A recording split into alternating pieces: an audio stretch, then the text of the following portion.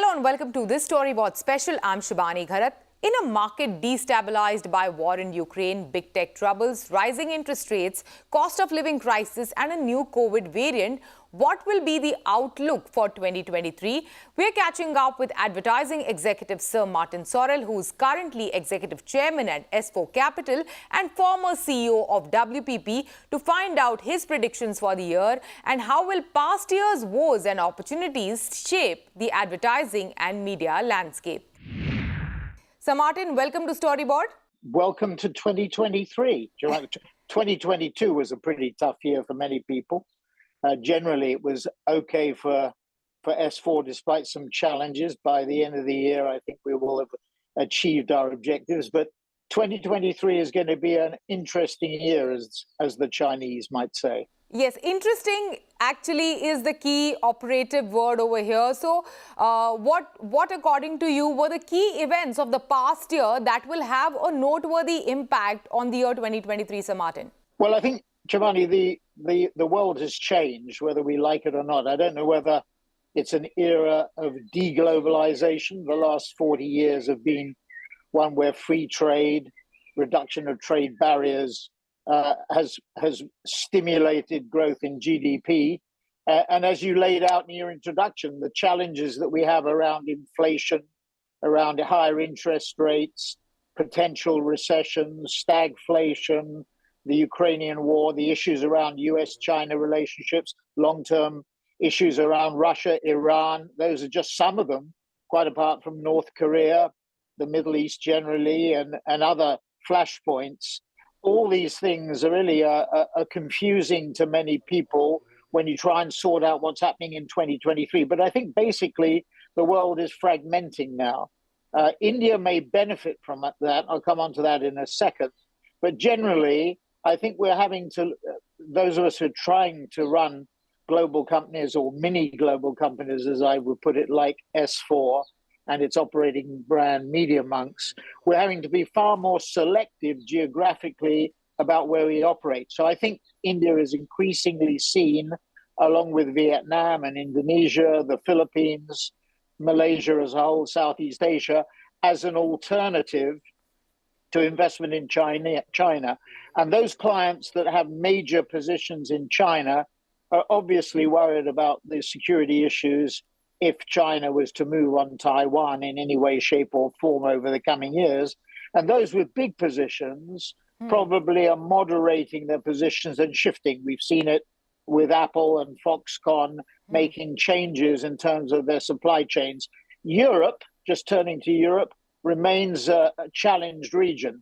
The war in Ukraine, which looks as though it's going to go on for a significant period of time, means that security issues override a lot of investment decisions or delay a lot of investment decisions. So I think that's the situation geographically. From a functional point of view, digital companies such as S4 are bound to benefit in 23 and beyond from a speed up in digital transformation. Clients are going to have pressure on their top lines because GDP growth globally is going to be lower in 23 and 2024. Maybe until the US presidential election, which may augur the beginnings of a different tempo in the real economy if a Republican administration is returned. Yeah. But until then, digital transformation and cost reduction are going to become very important. The Indian economy, in my view, will considerably outperform that. And I'm very bullish on the Indian economy in the longer run because I think it will benefit from the trends. It will become the most populous country on the planet. I think the Modi government is making significant changes to the industrial structure of India and the commercial structure of India, and that will play out to the benefit of the Indian economy over time. So you are bullish on the India market, Sir Martin. In fact, a couple of weeks ago, I had a conversation with Mark Reed, WPP's Mark Reed, and he said that he won't be surprised if India overtakes the UK market for WPP in the coming days. What is your say on that? Well, I think that's pretty obvious, isn't it? Because if you look at, I don't know whether he's referring to WPP's business To in India, WPP, to WPP's business in India vis-a-vis UK's business. or whether he's referring to the general industry. I think he referred to either. The Indian economy, as I said, will become the most populous on the planet in fairly short order, bigger than the Chinese economy. China will be the number one economy by size in time, not on a per capita basis. That will take a very long time to be the case. But the pecking order by 2050, the top 5 economies in the world will be around the US and China leading and US second. A lot of people believe that India will be the third largest economy by then. The fourth largest, I've seen predictions that Indonesia will be the fourth largest economy by 2050, followed by Germany. So we'll have to see how it plays out. But what that tells you is that Asia Pacific is becoming more and more important. So, Martin, let's move over to the global markets from India. Of course, as you mentioned earlier, you were bullish on the India market, and India is going to be a key market for several businesses in the coming days. But globally, what are the key trends, key consumer trends that you or your clients are witnessing? Well, I think our clients are very, very focused on performance and sales. With the decline in GDP, as I said, from about 2 to 3% this year, 2022, to about 1.5 to 2% for 23, and maybe the same or a little bit more in 2024. So certainly lower levels of growth than we've been used to for the last 40 years, which have averaged well over 3%. As they face that economic climate, they're going to be very focused on performance and on activation. So what we've already seen in the tail end of 22 and going into 23 is a movement of what we call in our industry down the funnel, maybe a little bit confusing, but what it means is that clients are becoming very much more sales orientated. Return on investment, our clients will be very focused on that, on media measurement, understanding, Giovanni, what the relative merits of analog media are and what the relative merits of digital media in comparison. So getting their mix of media right in a 23 or 24 context is going to become really increasingly important. And that mirrors what's happening at the consumer level. I mean, consumers, obviously, there's been a lot of revenge spending in travel, entertainment experiences after COVID, and people have been thirsting for contact and experience and travel and entertainment and engagement after COVID. But having said that, there are concerns about value and there are concerns about pricing. A lot of our clients, for example, during the COVID period or in the last year, as inflation has started to take hold in most developed economies, 7-10% double-digit inflation in some, they've been pricing up. And I think clients are becoming increasingly concerned that consumers are becoming more and more sensitive to price increases. So getting the balance right between price and volume is going to be increasingly important. So, Martin, now let's move over and speak about the future of big tech. After 2 years of high, it was not such a great year for the big tech companies, 2022. So how does the future look like? How does 2023 look like for big tech? Well, what's interesting, Giovanni, is when you actually look at 2022 and you look at the big platforms. When I talk about the big platforms, I'm talking about the top 6 or so. So Alphabet, Google, Meta, Amazon, Alibaba, Tencent, and ByteDance, TikTok, which are the 6 major ones. You can look at Pinterest, you can look at Snap, you can look at Twitter as well. But when you look at the big platforms, overall in 2022, they're probably going to grow by about 10%, a little bit under 10%. Now, what's interesting about the prognostications for next year is although the industry, and you referred to one of the holding companies just before, the holding companies are looking at the industry growing about, the advertising industry growing about 5 or 6% next year, with digital up about towards 10%, almost double digits, and linear or analog flat. So again, next year, although the headlines, as you quite rightly say, have been particularly focused on some of the big tech companies, such as Meta. I mean, Meta, I think unfairly, has been put at the root of all problems. All social problems are down to problems on social media, and all social media problems have been around Meta. People have overstressed the stress that big tech have been under.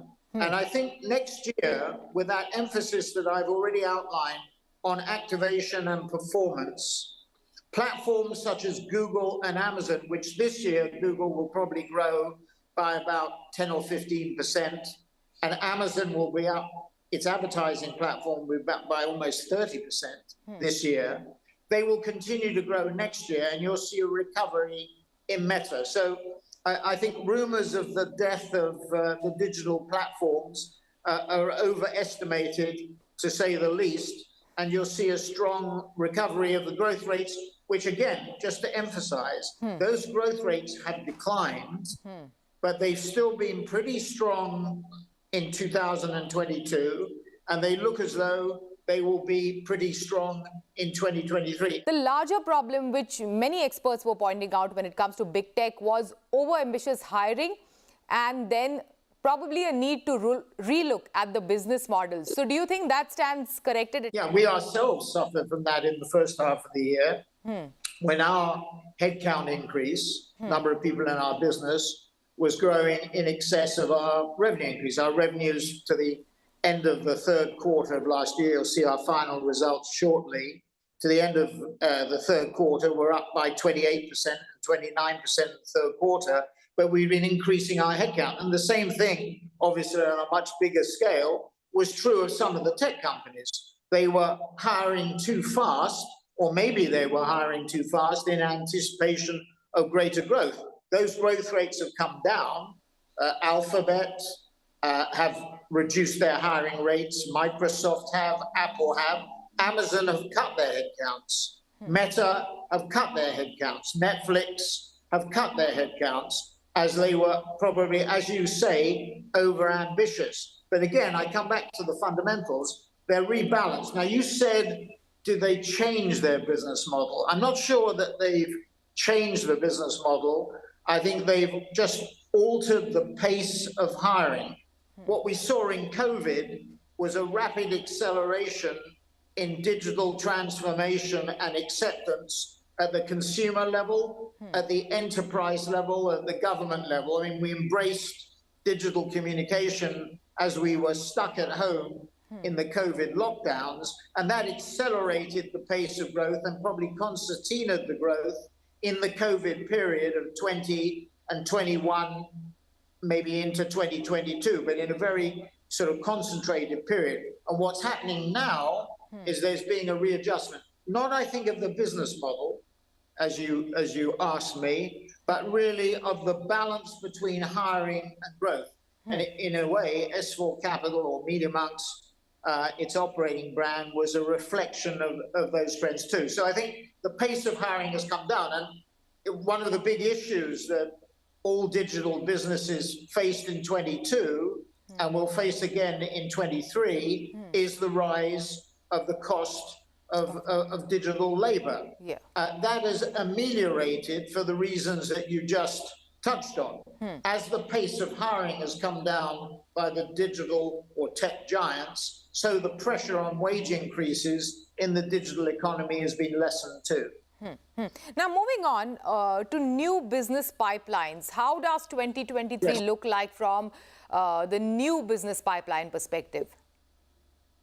Well, it's very interesting that none of the holding companies, for example, were at the Morgan Stanley conference in Barcelona in November. That's traditionally where the CEOs of the holding companies appear and give their views on what 23 might look like. But none of them showed up. And I think that indicates their shyness about making any forecasts for 23, because I think they are somewhat nervous with their analog profiles about making prognostications. Most of the analyst forecasts are forecasting that the holding companies will be flat to down next year in terms of revenues. We've just, in the process of completing our budgets, we haven't given any guidance for next year, but what we have said is the industries in which we operate, that is, the digital platforms, are going to grow next year by somewhere between 5 to 10%. And the transformation industry, in which 10% of our revenues operate, going to grow by 15 to 20%. Thank you so much. Thanks for joining us today and sharing your insights. Thank you. It is time for a short break. On the other side, we have Rajamannar, Chief Marketing and Communications Officer, Mastercard, speaking about global sports marketing outlook and Mastercard supporting women's sports. Cashless hospitalization is easy. Get details on our network hospitals at www.starhealth.in. Always at your doorstep.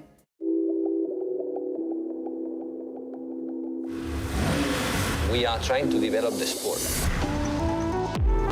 As Hero, we want to do something at scale. Driven by the spirit of adventure. It's just a matter of who just crosses that line a bit faster. It's about just few seconds. Jumping is really tricky and really difficult. We need to control the bike. And once you find your calm, you can master the chaos. Just remember to breathe. The time has come to press the throttle and perform on the dirt track. Let's see how many of them will be able to make new tracks. Hero Dirt Biking Challenge, powered by See-It. Streaming partner MTV. Starts 13th Jan every Friday, 8:30 p.m. Only on MTV and Voot. Global leaders, industrialists and experts come together on a single platform, showcasing the investment potential of Madhya Pradesh. Watch the curtain raiser episode of the 7th edition of the Invest Madhya Pradesh Global Investor Summit on January 11th and 12th in Indore, at this time on CNBC-TV18. बीमारी हुई तो पता लगा कि hospital का bill office के health insurance से कई गुना ज्यादा है। काश मैंने हेल्थ इंश्योरेंस लिया होता। पॉलिसी बाजार पर 1 करोड़ का हेल्थ इंश्योरेंस सिर्फ 390 रुपए महीने से शुरू। Sharing his experience on global sports marketing and Mastercard supporting women's sports, we have Rajamannar, Chief Marketing and Communications Officer at Mastercard, joining us today in a conversation on Storyboard. Raja, welcome to CNBC-TV18. Thank you, Shivani. And I must also say, you're one of the very few people who have spelled my name correctly, pronounced it correctly the very first time. Thank you. That's good to know. Tell us about Mastercard's support and association with women's cricket, and why does it interest you as a brand? See, firstly, I think even before we talk of cricket and women's cricket, you look at the overall gender situation in the world. We have taken it as a company at Mastercard, the agenda of ensuring that there is parity between the genders. So when I joined, for example, Mastercard, most of our sponsorships were predominantly focused on sports for men. The TV campaigns were also focused in a way, when you're sponsoring, for example, a major football, there was a natural selection where probably more men were watching those. So we said both from an audience perspective as well as the events perspective, we were more biased at that time towards men. So we said we need to balance it out. So we started then going into events and various activities, which actually more women follow, either equal to or even more than men. So we started getting into various sports, various events and film festivals and music festivals and so on. Then within each area that we were already present in, we started focusing on women in that particular sport. So for example, if you look at soccer, which is obviously on everyone's top of mind with the recent World Cup, we went in with women's teams that we wanted to sponsor. So Arsenal, Olympique Lyon, National Women's Soccer League in the US. So we started getting into women's soccer. Rugby, you're absolutely right. Rugby, we have got it with women. And we got lots of very, very good brand ambassadors who are women. So taking that whole spirit along, now in the world of cricket as well, we said it's very natural for us. and keeping in our character of actually making sure that there is gender parity, we wanted to get into women's sport, in this case women's cricket as well. Are you looking at tapping on or getting in more women consumers on board with this? What is the idea or thought behind it? 84% of all decision makers for purchases of various things at home are women. Now, I also am the president of Mastercard's healthcare business. Even in that space, more than 80% of all health givers or healthcare givers in any family, they're all women. So it makes a tremendous amount of good sense to focus on women. Yeah. You're not doing something charitable or in that whole thing. So we find it extremely ironical that that's how the situation is, and that was a realization several years back that we looked at and said it's not only an opportunity to do something good and right by the society, but it's also damn good for your business. Yeah, and also you launched one particular campaign, Halke Mein Mat Lo, with in collaboration with BCCI. Also, your larger long-term collaboration for domestic title sponsorship. It took BCCI so many years to reach pay parity when it comes to women's cricket. Do you think sports requires that brand involvement to make that change happen? I think it really helps a lot, right? Because many of the organizations, they actually go where consumers are. Because at the end of the day, they're appealing to the fans. Where the fans are, that's where the brands go. So it's sort of kind of a vicious circle in some sense. So somebody has to break that cycle, that vicious cycle. So when a brand goes and says, it doesn't matter even if the viewership is today a little lower for the women's sport, but I'm willing to put a bet on this. I'm going to invest for the future of this particular sport for women, for example, that the associations are responding to it very well. And that's what then starts sort of moving the whole cycle, and more participants are there from a fan point of view. And once one brand jumps on, the other brands which also see the benefit, and then it catches on. So in that way, really momentum can be built. And if you look at some countries like Japan, for example, which is also in some sense a very traditional kind of a society, and where male sports dominate like anything. But when this kind of an activation has been done by brands, and if you look at in the context of women's golf, like LPGA, that's actually more watched than men's golf tournaments. So that change can absolutely be brought about, and brands can play a very significant role in that. But Raja, your larger association with BCCI and cricket as a whole, including men's cricket, stays, I think till the end of March. Till the end of March. Tell us about it and Mastercard's focus on cricket. So in the country specifically, and how does it help? Yeah, so cricket is not something new to us. Way back, we had got associated with, I believe, Mumbai Indians at the point in time. And we had association with many players and legends and icons of cricket. Most recently, we have still on our board MS Dhoni as our ambassador. And we have been involved in the legends, all-star sport, all-star cricket and areas like that. So we have been involved over a period of time. And also outside of India, we have been with Team Australia, we have been with the Team West Indies in the T20. So we have been sort of playing in this space. For us, at any point in time, it's a question of what is the opportunity, what is the cost of that opportunity, what are the returns for that opportunity. So we constantly keep evaluating it because... But the cost of the opportunity for cricket in India is very high. It is high. Therefore, you have to be very thoughtful to make sure that you're getting the return. Yeah. It's not just putting about absolute dollars, but what am I getting in return for that as a brand and as a company. And this is an analysis we do constantly and always. And we look at our portfolio of assets that we want to get involved in and activate constantly.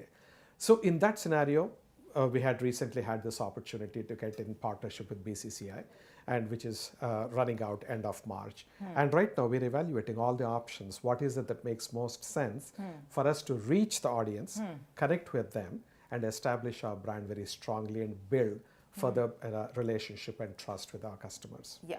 Raja, I'm going to ask you about the larger sports marketing outlook in general, but before that, FIFA Football World Cup, how will it, rewrite the sports marketing playbook for the days to come? See, I don't think it'll rewrite the playbook, but what it will do is to rebalance the playbook. And what I mean by that is, if you look at the sport of soccer, it is one of the most affordable and accessible sports that you have. Already it is the largest sport, and I think it will get a tremendous amount of further impact. Secondly, whenever you're having new generation of kids coming up, it's very important to tap into them to keep a sport thriving into the future. All the sports are actually trying to do it, whether it is golf or whether it is tennis or whether it is ballet. You talk of whichever is the area, they are trying to tap into and inspire youngsters to get into that space. So when a huge event happens like the FIFA World Cup this time, it has got a lot of impact, particularly in the region. So my feeling is that there is going to be a significant surge of this sport in this geography. In areas like Latin America, Europe, it's already there humongously. Will I be shocked and surprised if also it starts taking root in India? I'll not be. You know, the more the amount of excitement which is there in a recent event, the more number of kids would want to join that. And I think there is a momentum that builds in. Secondly, I think a lot of brands will also start participating in these programs involving children, not with a view to tap into the potential of the children today, but in terms of their potential into the future. Both for the underprivileged children, which is extremely important to give them an opportunity. For many of them, it keeps them off the bad things, and then they will start actively getting into sports and all the good things on that part of it. And it can produce some major winners as well. So I think brands will want to get involved in it. Like for example, at Mastercard, we participate in something called First Tee. This is making golf accessible to kids from underprivileged communities, and therefore they have a chance, and you'll have some fantastic talent coming out of it. So today, when most of the brands are there, if you look at them, they're not only doing something only purely for the business, they also have to do, because consumers are demanding that they do something for the social good as well. So you are doing well by doing good.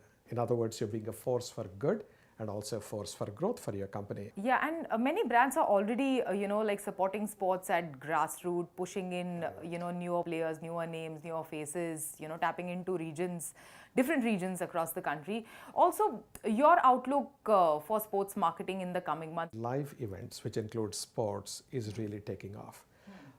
And that's something which we will see an unprecedented level of momentum as we go into 2023. And then there are these global events that are always there, whether it is in terms of the next year, it's going to be the year for the Rugby World Cup, as an example. That's going to have a tremendous amount of momentum in some countries where rugby is more popular, and so on. So each one of these is really coming up with a huge resurgence, and that's very encouraging, because that also gives marketers more opportunities to be able to connect with consumers. And if a company like Mastercard, which is an experiential marketing company, more than an advertising company, so to speak, what happens is it gives us more opportunities to curate and create those priceless experiences that are truly once in a lifetime. So we are looking at it with a lot of optimism and hope. Yes, thank you so much. Thanks for sharing your insights and speaking to us today. Thank you very much for having me. With that, it's a wrap on Storyboard this week. You can catch all of our content on Facebook, Twitter, and YouTube. Thanks for watching. Goodbye.